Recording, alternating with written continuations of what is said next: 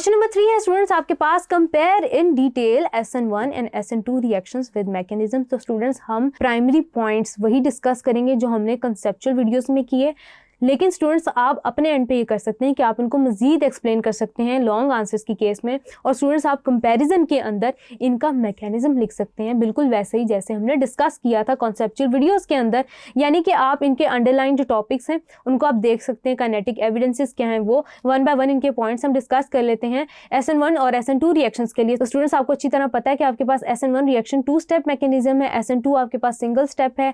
SN1 में students आपको पता है कि फर्स्ट रिएक्शन स्लो होता है, सेकंड फास्ट होता है। SN2 में आपको पता है कि एक ही स्टेप होता है और वही स्लो होता है। यूनिमोलिकुलर रिएक्शन होता है, SN2 बायोमोलिकुलर रिएक्शन होता है। SN1 पोलर सॉल्वेंट में होता है और स्टूडेंट्स इसके लिए पर्टिकुलर रीजन भी हमने डिस्कस की थी। SN2 students non polar solvents में ज़्यादा फेवरेबल होता है।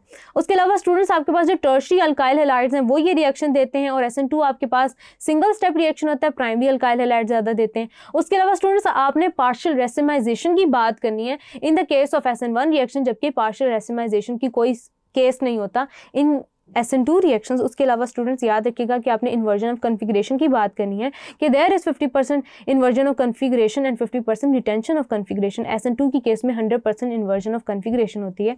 उसके अलावा स्टूडेंट्स आपने रेट इक्वेशन लाजमी लिखनी है। ये कुछ बातें आप डिस्कस करेंगे, उसके बाद आप मैकेनिज्म को कंपेयर करेंगे तो आपका ये जो क्वेश्चन है वो पूरा जस्टिफिएबल हो जाएगा।